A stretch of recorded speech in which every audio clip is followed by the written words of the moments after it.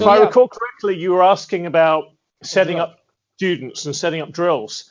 Yeah, drills that promote creative problem solving. Yeah. I think the best way to do that is to give people tools. Because with the best will in the world, you can't tackle maths problems until you've learned the basics of what you're doing with an addition symbol, what you're doing with a minus symbol, what you're doing with a multiplication symbol, right? So forth. So again, what I do is I tend to start off with static approaches for a punch, a clinch, a headlock, whether it's chancery or guillotine, a tackle. And then I sort of start to show my students that when something goes wrong here, it usually ends up being the start point of this other drill. So the drills fit together and work like Meccano or modern Lego in terms of they can be, you know, assembled and work. And what I find Meccano, for me, by you the see, way. I remember my first Meccano set. Oh, well, I think amazing. we're getting on Anyway. a bit there because I'm not sure. I'm not sure how easy Meccano is to get hold of these days. I know. I don't think they make them anymore. No, you see, Lego's cornered that market, I believe. Yeah, it was such a great thing too. You had screwdrivers and everything. It was like a whole complete tool set with steel pieces and everything. Yeah. Anyway, but the thing is, the idea is that training can start at one point, and its next possible point is something you're already familiar with. Yeah. So the idea is to get rid of people freezing in training. And I think one of the most common things that happens is people can get quite good at predictable one step. But then when it becomes free sparring, for a lot of people, it's a gulf too far. And they can be very, very tentative and nervous about it. And some people take to it like fish to water. Arguably, the people that take to it very, very naturally are probably the people who didn't need training in the first place. Right, because there's less filters, right? Yeah. Yeah. Good point. Whereas, the less you know. If your next move, if the next position or the next logical thing or the next opportunity is something you already know, have already trained, and is familiar to you, that takes a lot of that nervousness away. Right. So you're automatically creating natural flow between striking and grappling, between different positions, different tactics for people. Right. And that is how I construct it. And then, you know, I will do with my students, I'll say, okay, start off, let's do some punching drills. Right, guys, let's do some headlock drills. Let's do some tackle drills. Let's do some drills on the ground. And then I'll say to them, okay, punch to tackle, punch to headlock, punch to this. Okay, punch to any one of those. All right, guys, throw a punch, see where it goes. And I just let it open. And then occasionally it'll be, right, guys, I want you to throw a punch. I want you to see where it goes. Oh, by the way, you can't trust any of the people around you, so don't try and lock up anybody on the ground if they go to the ground. And or don't try and escort somebody out in a figure four hold, because you know you can't rely on what other people are going to do. And I might specify that, oh, if you're in a figure four hold, yeah, you're allowed to do a skilled escape, or I'd like you to do an unskilled attempt at an escape. And I'll just set different criteria at different times. What do you mean by unskilled attempt to escape? Can you explain that? Unskilled is trying to muscle your way out of a figure four, and that usually, if someone's got it on properly, the thing about the figure four hold, as I visualize it, it's very much a consensual hold. You know, because if someone's not consenting, then you either release it, or you rip the tendon, or you pop out the shoulder. Right. You know, it's that simple. And the next stages in terms of between the two of releasing or popping the shoulder, is you hit them. Yeah. You know, hit them a solid knee, try to get compliance, or a fist, to encourage them to go along. But you see, pain compliance doesn't necessarily work on everyone, depending on their physical state. Right. And obviously, there are disadvantages if you're a smaller person trying to lock up and work with a larger person. But there are ways in and out of figure four holds, and unskilled for me would be trying to muscle your way out, taking a step and trying to turn and punch the person that's holding you. Skilled methods involve things like sacrifice drops or certain moves from kata that work very well in technical escapes. And then we got checks for those technical escapes and all sorts.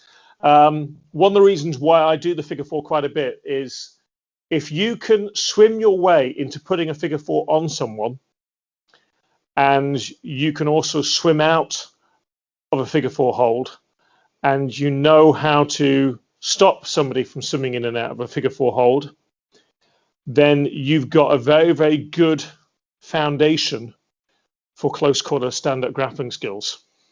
Right. So for me, it's more of a point of orientation. I'm not expecting lots of my students to go off and be police officers or doormen. Right. But it's a tool in the toolbox for when you don't want to hit someone and they are complying, and you might be able to escort them out of a party or some other social event with minimum fuss. But more than that, it's about understanding stand-up grappling. Right. Understanding swimming in and out of that shoulder joint and those particular movements. If that makes sense. Yep. So if I could reiterate and summarize, your drills comprise of, isolating specific situations, going in between and outside and within these situations, and then kind of just playing with your tool set. Play. If we were doing Brazilian Jiu-Jitsu or wrestling, we'd be talking about rolling. Yep. Stand up, I just refer to it as playing. Right. And the intensity can vary, and the intensity, you'll vary it according to the skill set of the individual and how many different options you've given them and how many different options they know. But it's something that I'm very, very keen now. It was something I used to introduce later in my training to my students, and now realistically, I get them doing it as soon as they can. Even if it's only a one-stage transition, rather than multiple continuous, I will get them comfortable with doing that as soon as they can. I think it keeps them engaged, and it reinforces the excitement of problem solving and the ability to flow between different tactics. Now I'm smiling because I've got a chance to taste the food. When I came down to the UK, I got a chance to train a bit of your D.A.R.T curriculum, along with play with your Shotokan curriculum. Like, you invited me into your class. I even got a chance to share some of my ideas too. So I really appreciated that. That was a great opportunity. I was also thinking, in line of this question too, like the whole idea of testing and practice.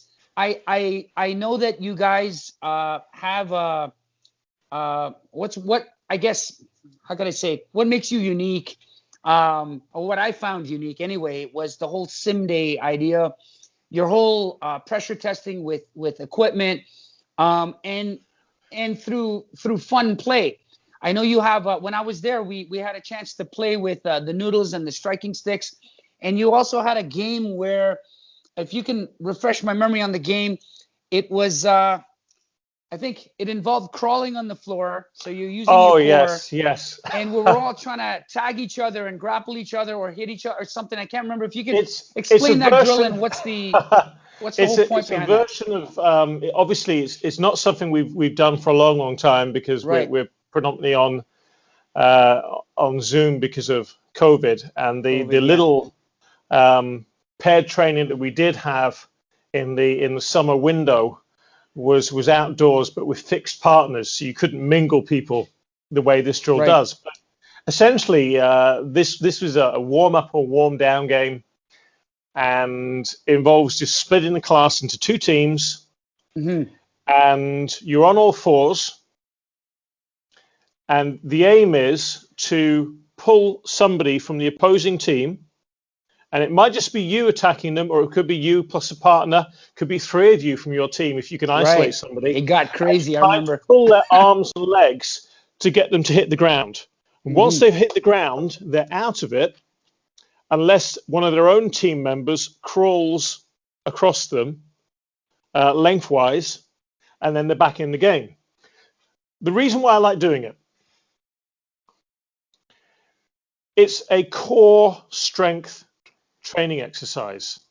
So it's all the benefits of a press up and planking, but they don't notice that they're doing press ups and planking because they're continuously moving on all fours. Right. There's the balance element of it because they're trying to pull people to lose their balance while maintaining their balance themselves. There's the Zanshin element of it because you're having to coordinate with other people in your team. You're having to watch out for threats all around you. There's so many different things you've got to be aware of while you're doing it. Yeah, awareness. Yep. And crucially, you're gaining attributes. You're gaining mobility and strength and balance. Yep. And timing and coordination and situational awareness. And it's sticking because you're having fun. Right. Right. And that's why I love it. I've got to admit, it perhaps is better for the teenagers and the younger generation than it is for some of the older generation. Right. I think when you witnessed me do this with my guys, but you also witnessed me doing it with another club, and unfortunately, one chap pulled his back slightly doing it, which was unfortunate. I was filming at the time. I didn't get a chance to do it. And honestly, I took that way out because I was winded after all that training you put me through. Those two guys winded me. I got that on film too. Particular thing at the High Wycombe Judo Centre on those big mats, which is where you taught your seminar.